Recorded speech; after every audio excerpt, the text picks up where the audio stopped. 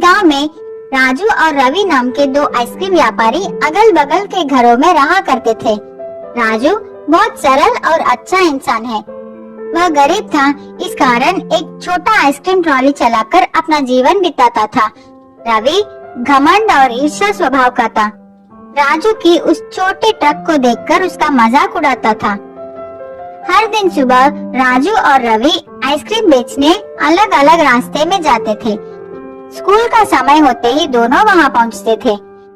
School के सारे बच्चे राजू के पास ही आकर आइसक्रीम खरीदते थे।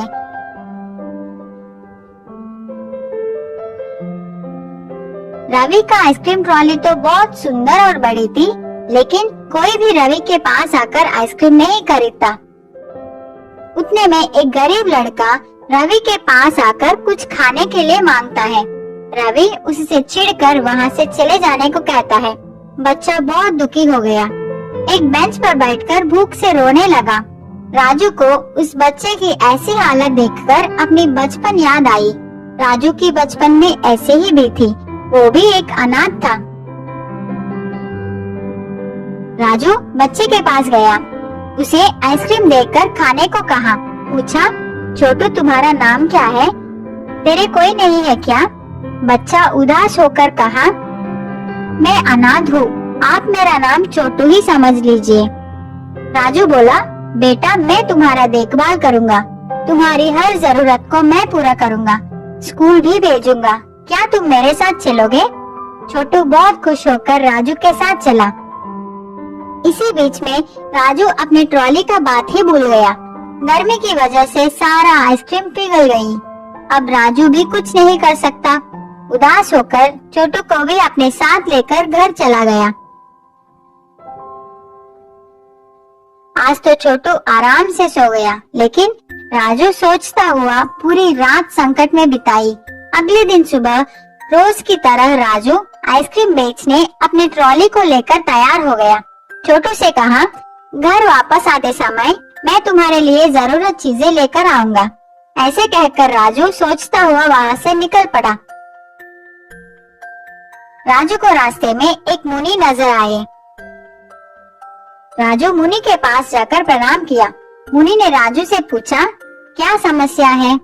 राजू बोला, मैं अपने इस छोटे गाड़ी से अब तक जीवन चला रहा हूँ, लेकिन अब तो मुझे एक बालक का भी ख्याल रखनी है।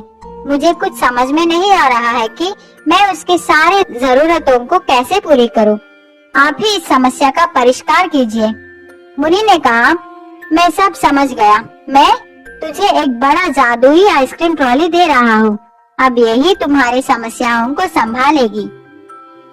राजू खुशी से मुनि को धन्यवाद करके उस ट्रॉली को लेकर चला गया।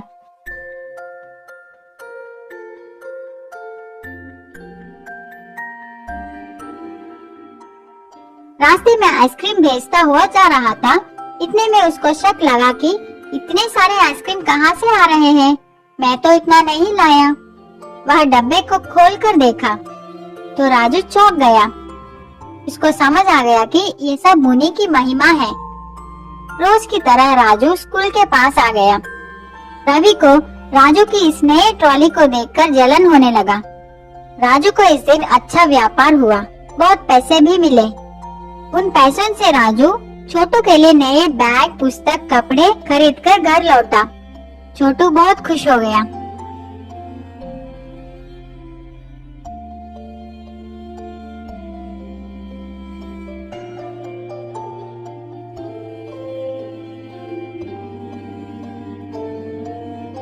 अगले दिन राजू छोटू को अपने साथ लेकर स्कूल पहुंचा।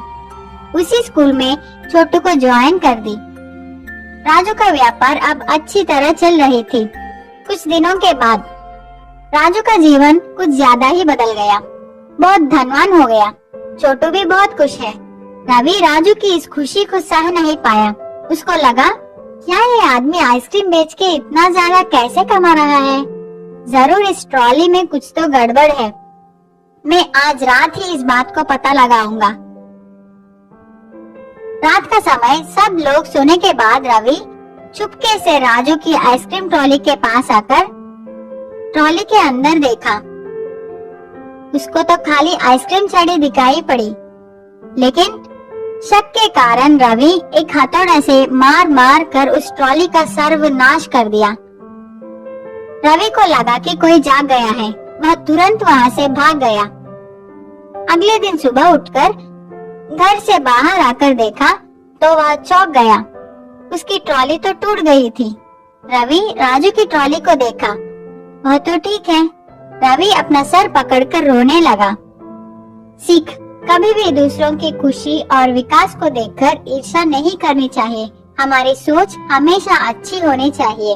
अगर हम किसी को अच्छा करेंगे तो वह भी हमारी भलाई ही करेगा।